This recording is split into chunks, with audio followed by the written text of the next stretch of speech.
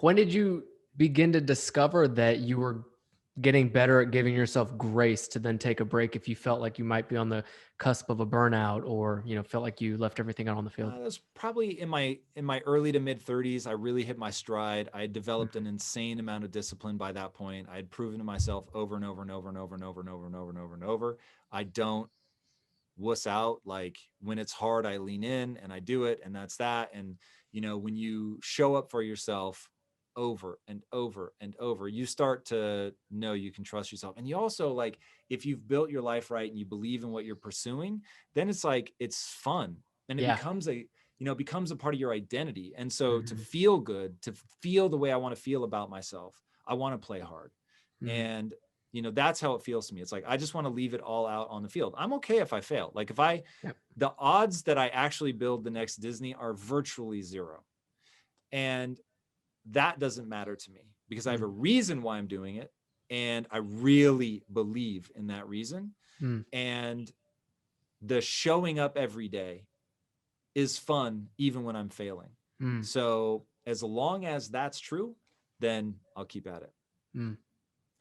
I want to get back to something we mentioned earlier, which was mastering the mindset. Because everything you're saying, I keep thinking you got to have not only discipline, which by all means, everything you said, I would have asked you, how did you obtain discipline? But clearly, everything you've said kind of gave that to us. But when did you ever get to a point where you realized your mind controls everything and you had to get ahead of that and you had to start figuring out how that plays into your daily life? How did you do that? And then for those who might be struggling with it, especially right now during these times, who want to really control the mind as best they can. How's Yeah, where for you're at? me, that was the big breakthrough for me. In my early 20s, I was in a super dark place, as mentioned, and my only way out was reading about the brain. And so I Mhm. started reading about the brain, and this is in the late 90s, and brain plasticity was hotly contested. Some people said, yep, you develop new neurons even as you age. You can learn anything at any age. And other people were like, nope, you're born with a certain number of neurons, and that's that. And you're Mm. just making the best of the hand you were dealt. And I thought, I'm going to choose to believe, even if it's not true, I'm going Mm. to choose to believe that brain plasticity is real.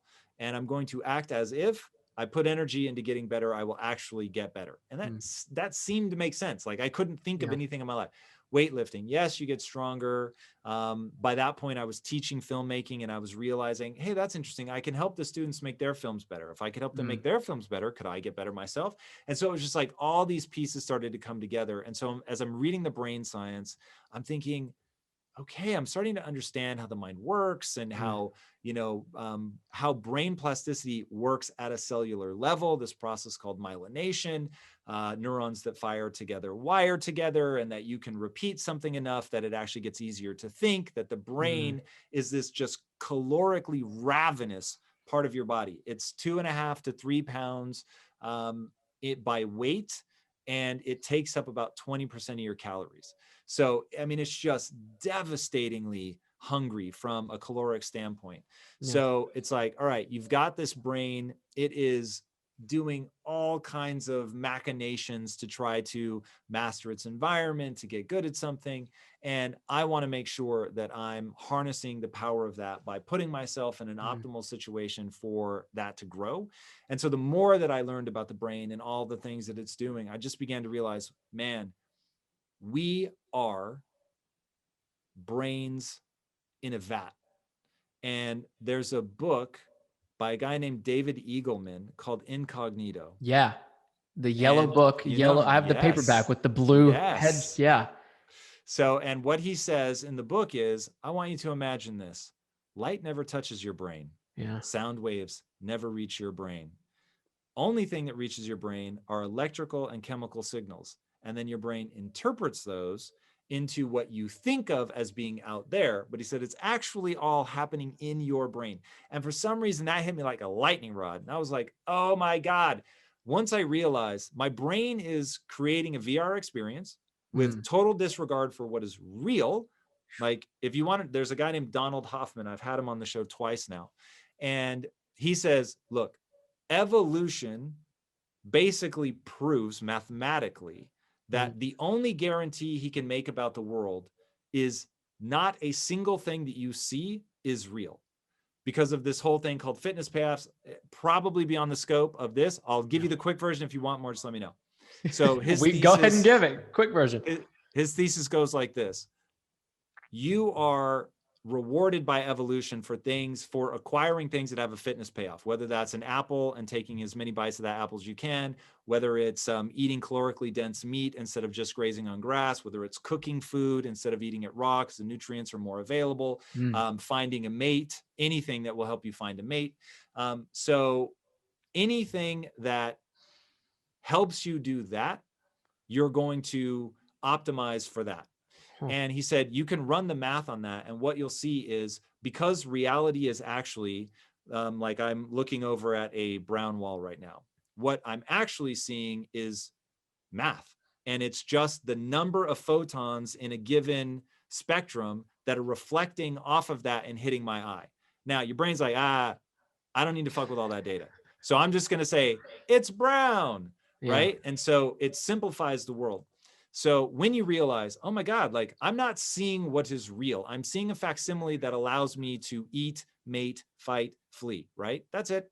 And so now I was like, okay, well, wait a second. If this isn't objective reality and it's subjective, then is it always subjective to my advantage? Or are there times where it's being subjective to my disadvantage? And if it's being subjective to my disadvantage, may I introduce you to the negative voice in your head?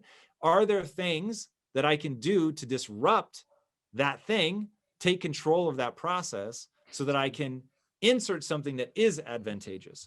And so there's a guy named Viktor Frankl who was in multiple concentration camps, in fact, ends up coming out and writing a book. He was a neuroscientist. And he said, in between stimulus and response is a gap. And your life is about what you decide to do in that gap. And I thought, oh man, that is so true. So whatever it is, oh man, I'm never going to be able to do this. I'm too dumb to pull this off. Oh, that person, Elon Musk, is so much better than me. I'm never going to be an Elon Musk. Disney's so far ahead. They've got a literal 90-year head start. How am I ever going to catch up? I'm not capitalized like they are. And you realize, oh, okay, I'm a brain in a vat. That voice was designed to keep me safe. It does not present objective reality. So now I can choose to listen to it, or I can use it as a habit loop trigger, which is what I do. So whenever I have a negative voice, I use it as a habit loop trigger to remind myself that I can get good at anything at any time. That's just the nature of the average human. It's not me. I'm not special. It's just that's what humans do. So by understanding the nature of the brain, suddenly you start to see what the levers are that you can pull on. And doing that changed my life. It didn't make you overwhelmed mentally at all? Here's the thing. Here is your task with Overwhelm. The next time you're feeling overwhelmed, I want you to say the following sentence: I don't get overwhelmed. But now I want you to say it like this. You're going to lower your chin. You're going to bring your eyebrows down. You're going to feel that intensity that makes you want to grit your teeth. And you're going to say, with no sense of joking or laughter, I don't get overwhelmed. Now, that's just called a pattern interrupt.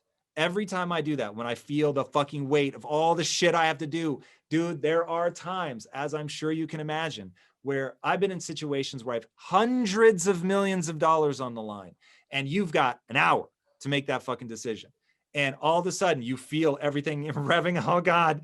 And in those moments, if you give into the panic, it will sweep you away. Yeah. On the other hand, if you put your chin down and you remind yourself, I don't get overwhelmed, you pattern interrupt, and then you remember, just take it one piece at a time. What do I need to do right now? What is this situation in its constituent parts? And can I look at one part and one part only? Figure out what to do here. Okay, cool. Got that. What's the next thing? And you take that. If you step back and you look at that whole thing and it gives you that sense of like runaway panic, then don't look at the whole thing. Break it down into these smaller parts. But it starts with reminding yourself, you control your mind. If you want to get overwhelmed, let yourself get overwhelmed. Tom does not do overwhelm. And because I go in and pattern interrupt, it stops the neurochemistry between stimulus and response as a gap. And then in that gap, I just put a reminder, break this down into small pieces. So no, I don't get overwhelmed.